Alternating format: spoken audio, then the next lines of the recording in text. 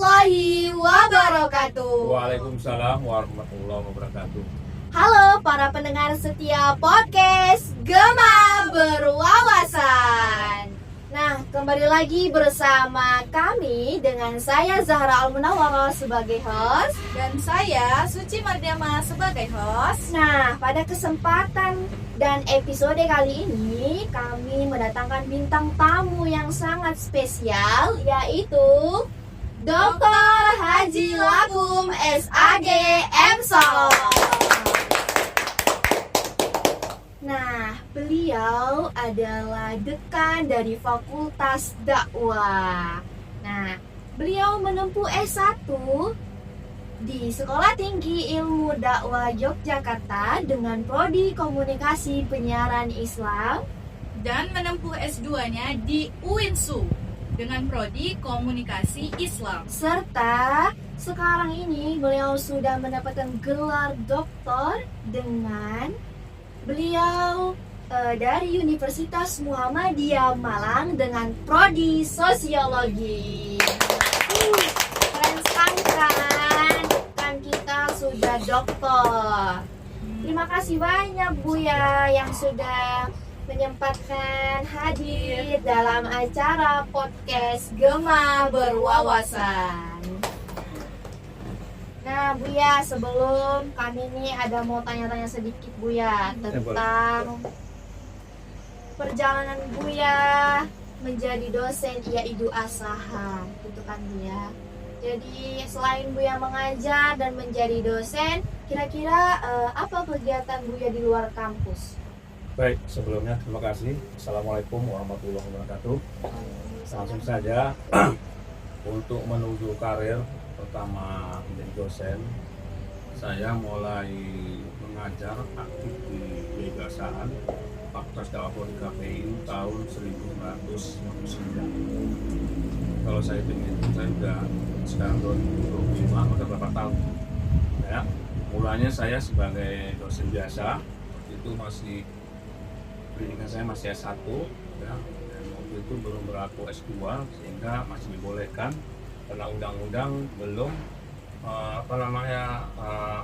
mencetak peraturannya, sehingga S1 masih bisa. Dengan adanya peraturan yang baru, maka sudah ketentuan bahwa S1 itu tidak boleh mengajar S1, artinya jeruk bukan jeruk. Maka dari situ saya punya inisiatif karena peraturan, saya mengambil program Pascasarjana di Sumatera Utara, prodi Komunikasi Islam, dan alhamdulillah saya selesai. Nah dari situlah saya terus meniti karir saya. Yang pertama dosen biasa, yang kedua dengan izin Allah Subhanahu Wa Taala saya sempat menjadi prodi di Komunikasi Islam.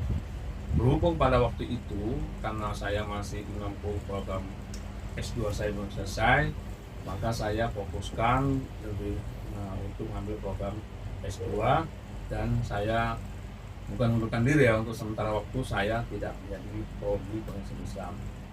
Dan selanjutnya selesai saya mendapat program S2 di Sumatera Utara, saya dengan izin Allah Subhanahu Wa Taala saya diangkat menjadi wakil dekan Fakultas Dakwah.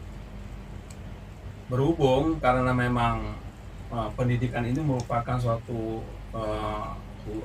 kekhususan, apalagi di strata S1 ini ya, dalam satu struktural ataupun pamong itu memang harus ada salah satu ataupun dosen-dosen yang lain juga yang mana kira-kira mempunyai kemampuan baik pemikiran dan terutama dengan keuangan, maka diharuskan untuk mengambil program S3.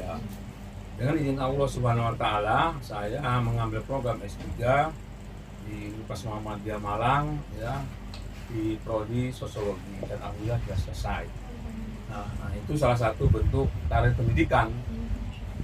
Dalam perjalanan saya dan saat ini saya dari mulai saya menjadikan prodi, saya diangkat menjadi wakil dekan, dan saya izin Allah ya pada tahun 2025 ini saya dengan dengan senat daripada dosen yang ada ini, saya terpilih menjadi dekan Fakultas Dakwah. Nah, ini juga saya baru kurang lebih 1,5 tahun.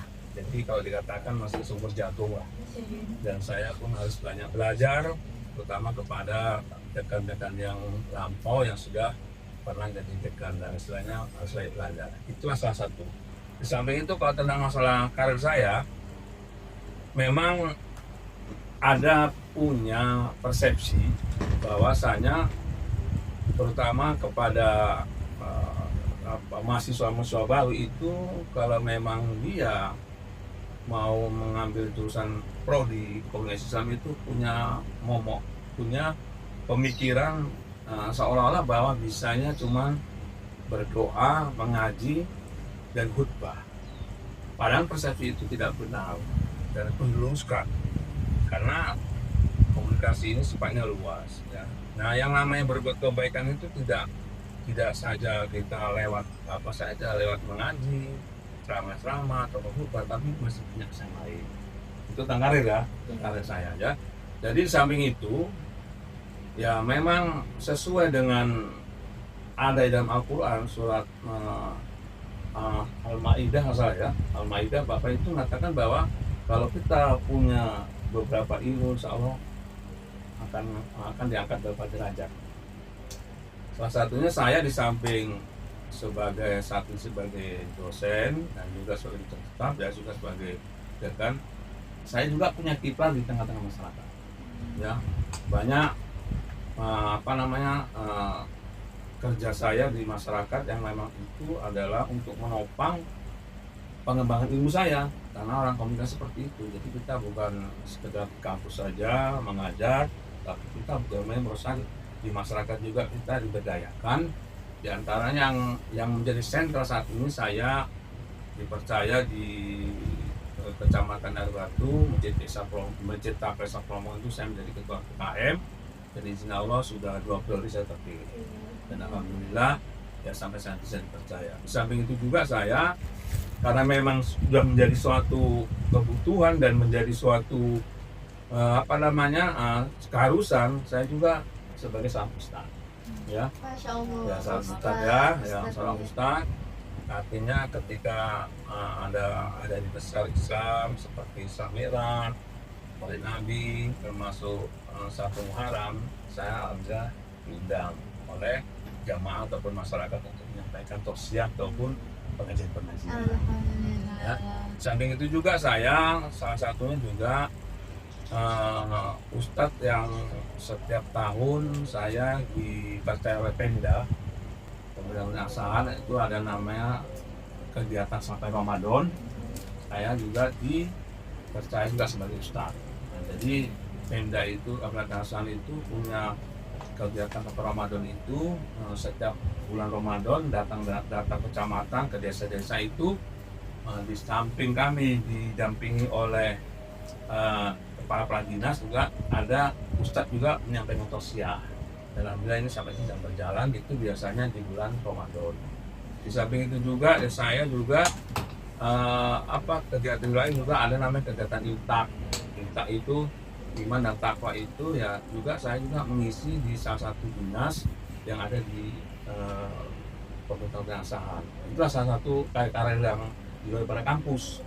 Jadi kita tidak bisa puas dengan apa yang sekarang kita miliki, tapi kita usahakan kalau bisa kita mengembangkan kemampuan skill yang kita miliki, yang sehingga itu untuk bisa mengembangkan ilmu kita dan juga membawa fokus kita, khususnya yaitu dan fokus dakwah politik. Itu tadi. Karir-karir yang lain ada? Ada Buya. Nah. Jadi Buya kan sudah lama menjadi dosen fakultas dakwah kan ya.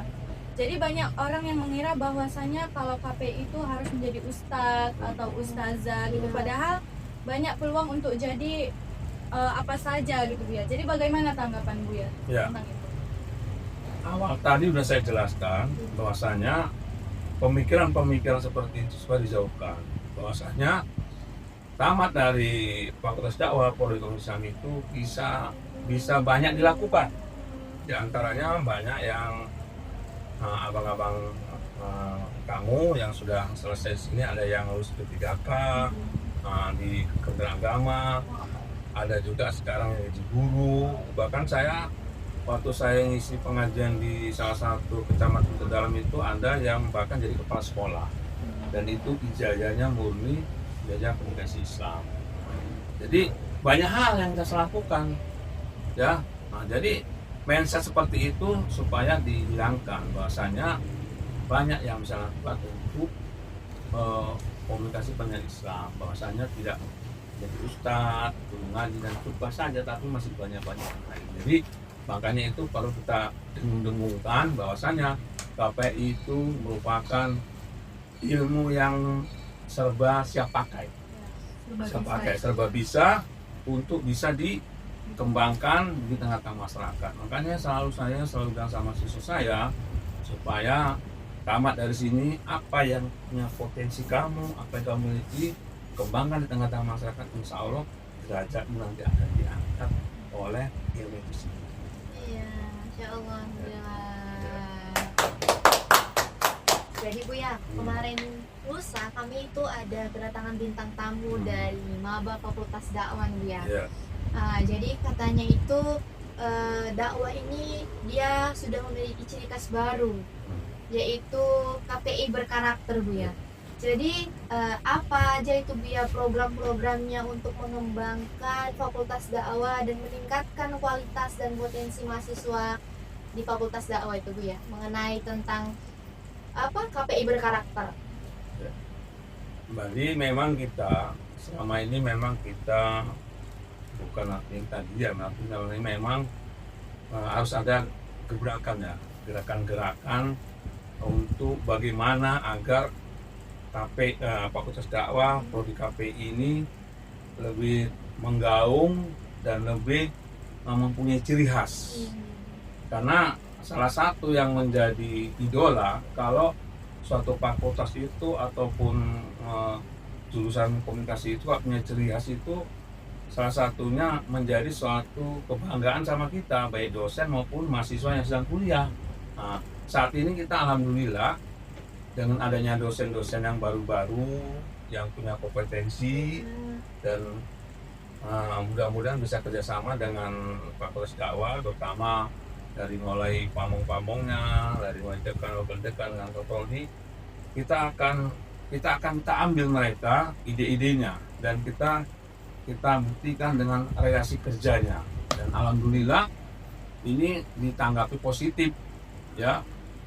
Baik dosen-dosen yang ada di IAIN ini juga kepada Umi Rektor juga sangat positif, bahwasanya harus punya kelebihan dan salah satunya karakter. Nah, ini karakter kan dalam bahasa kajian ilmiah ya, artinya karakter itu kalau dalam agama akhlak.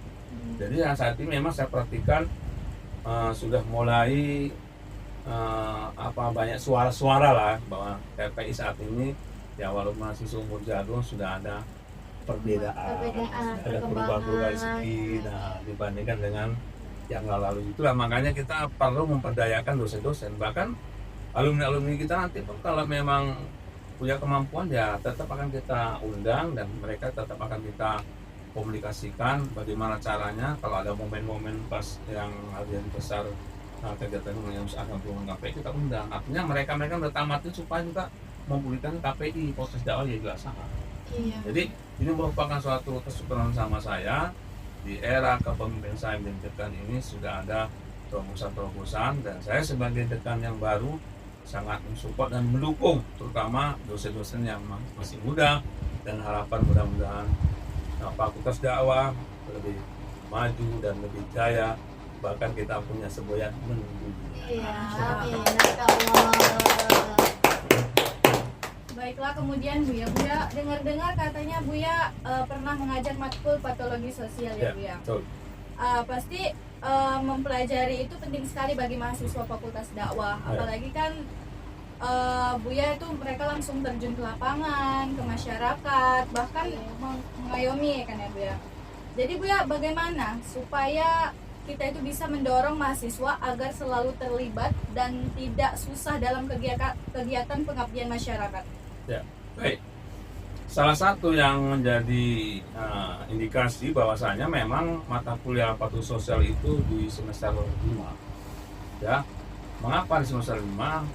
Karena memang KPI ini, mahasiswa Fakultas Dakwah Prodi KPI ini memang dia bersentuhan di tengah-tengah masyarakat.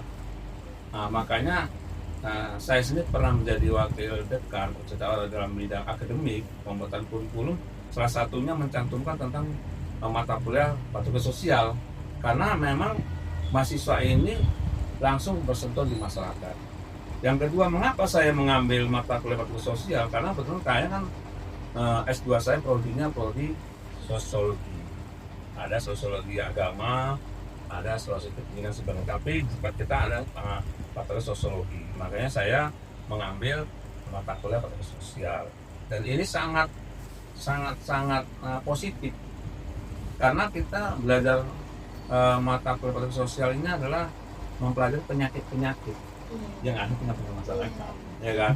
Jadi tentunya saudara sebagai host tahulah penyakitnya masyarakat itu saat ini sedang ramai dibicarakan, yang merasakan keluarga, ya masyarakat, bahkan aparat gitu. Salah satu penyakit kan banyak. Itu perlu.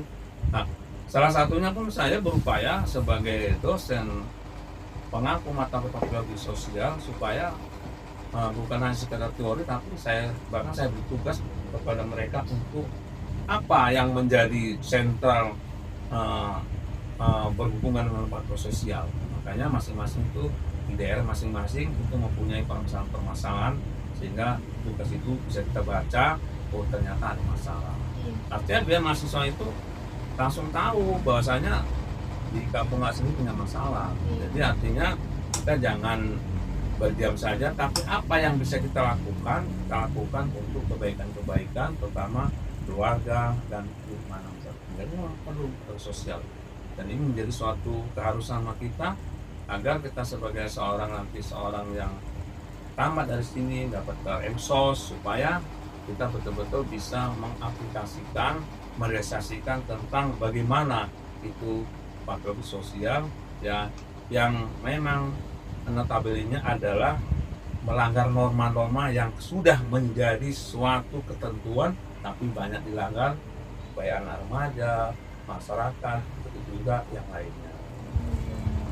Tuh, berarti selain menjadi dosen, Buya ini adalah ustadz, dengan Buya. Alhamdulillah. Penasaran dengan kelanjutan berikutnya?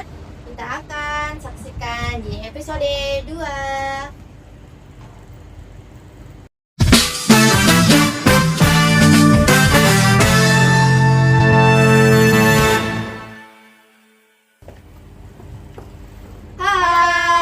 Kembali lagi bersama kami di podcast Gema Berwawasan. Nah, masih seputar tentang pertanyaan-pertanyaan tadi nih. Jadi, bagaimana pengalaman dan tantangan Buya dalam menghadapi mahasiswa-mahasiswa yang sekarang tuh kan ada AI gitu kan ya. Jadi mereka tuh pasti jarang buka buku, jarang lah pokoknya Buya membaca buku.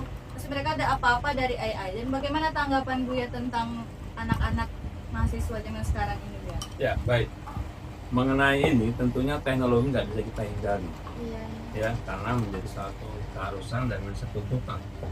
Dengan adanya teknologi ini serasa menjadi dekat, yang jauh pun tak jumpa menjadi dekat, banyak people dan sebagainya.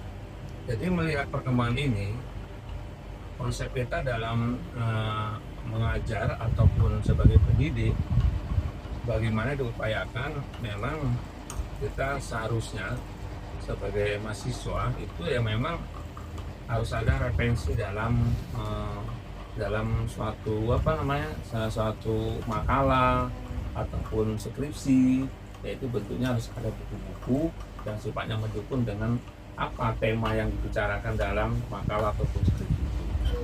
Nah, sehingga tapi memang kalau saya perhatikan ya, adanya suatu teknologi ini memang suatu kemajuan, juga ada sisi positif dan negatifnya. Sisi positifnya yang jelas kita tidak bisa menghindari, dan itu satu kebutuhan, termasuk saya sebagai seorang dosen juga selalu menggunakan teknologi yang itu semua untuk mempercepat wawasan dan pengetahuan di dalam hubungan dengan pelajaran ataupun mata kuliah yang saya bawakan. Jadi adanya mahasiswa saat ini memang kecenderungan, tapi ya kita berprasangka positif aja lah. Dan itu artinya di sini bahwasanya